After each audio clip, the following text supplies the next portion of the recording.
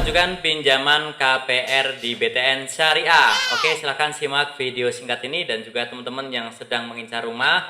Saya doakan prosesnya lancar, rumah ataupun hunian idaman segera dapat dimiliki.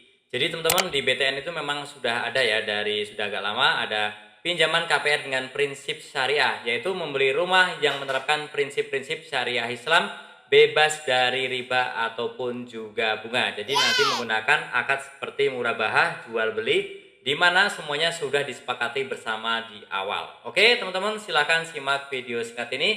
Untuk yang pertama kali mampir, silahkan tekan tombol subscribe dulu agar tidak ketinggalan info serta tutorial penting di channelku ini.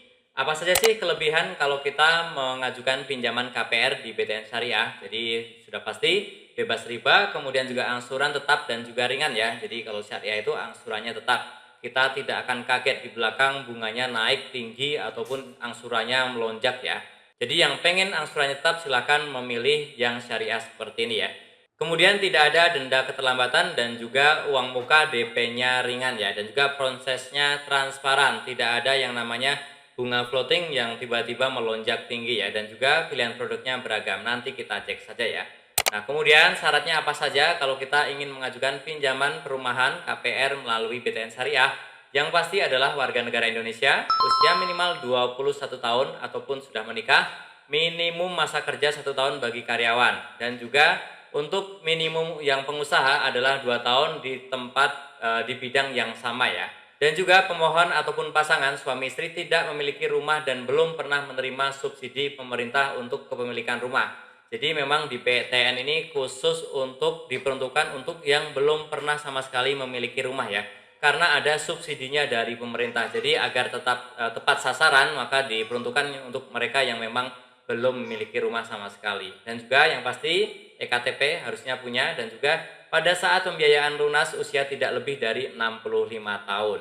Penghasilan maksimal diatur sesuai dengan peraturan Menteri Perumahan. Jadi memang ada beberapa batasan. Jadi hanya untuk masyarakat yang berpenghasilan rendah ya untuk pinjaman KPR syariah ini, karena ada program subsidi. Tidak bisa orang yang sudah kaya raya menggunakan fasilitas ini ya. Menyampaikan NPWP ataupun juga SPT tahunan ini ke semua bank kemungkinan sama ya. Harus ada NPWP ataupun juga SPT tahunan yang berlaku ya.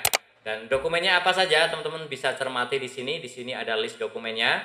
Jadi nanti bisa karyawan, kemudian bisa juga wira swasta ataupun profesional. Nah, teman-teman yang dicentang ini silahkan disiapkan, yang silang tidak perlu.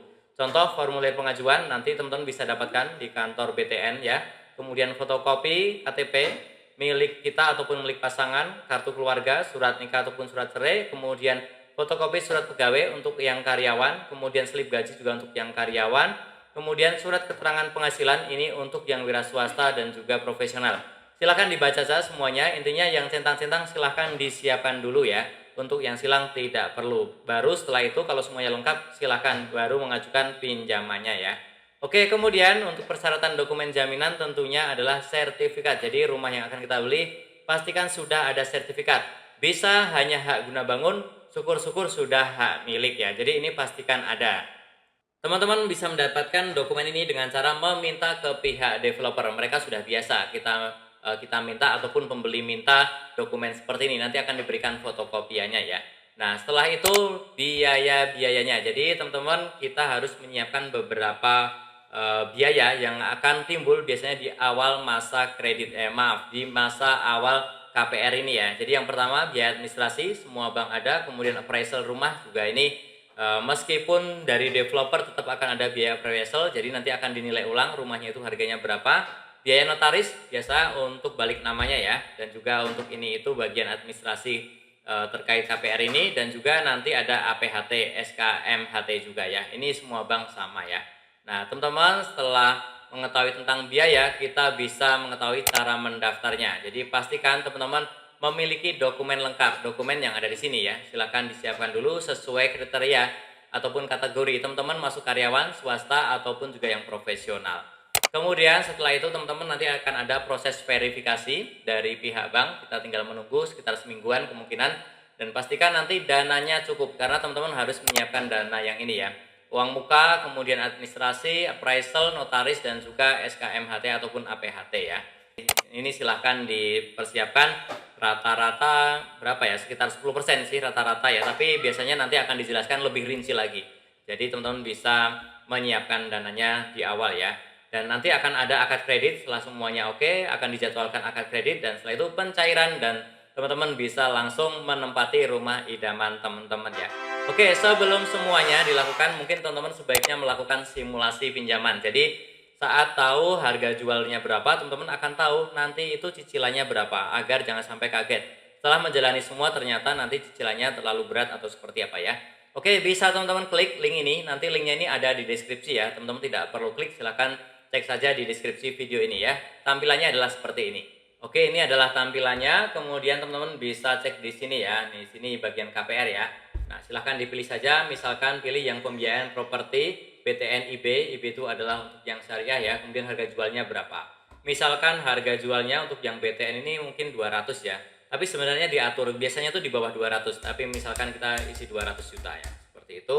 Kemudian uang mukanya biasanya tuh 15%an ya, tapi misalkan kita mau berapa, 20% gitu ya, misalkan ada uangnya 20%. Nah, kita isi seperti ini, maka plafon kreditnya adalah 160 juta, dan tinggal kita isi aja jangka waktunya ya, mau 20 ataupun 30 tahun, misalkan 20 tahun, kemudian langsung kita klik hitung saja. Nah, ini adalah angsurannya ya, angsurannya sudah kelihatan di sini. Kita juga bisa melihat rincinya, kita klik rincinya. Nah, ini teman-teman ya, tahun 1 sampai 5 sekian, tahun 6 sampai lunas sekian ya. Jadi ini adalah rinciannya.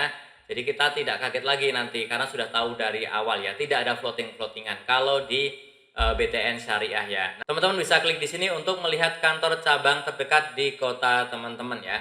Oke, jadi caranya adalah seperti itu. Semoga bermanfaat. Yang masih bingung boleh langsung saja diputar ulang video ini ataupun boleh langsung bertanya di kolom komentar.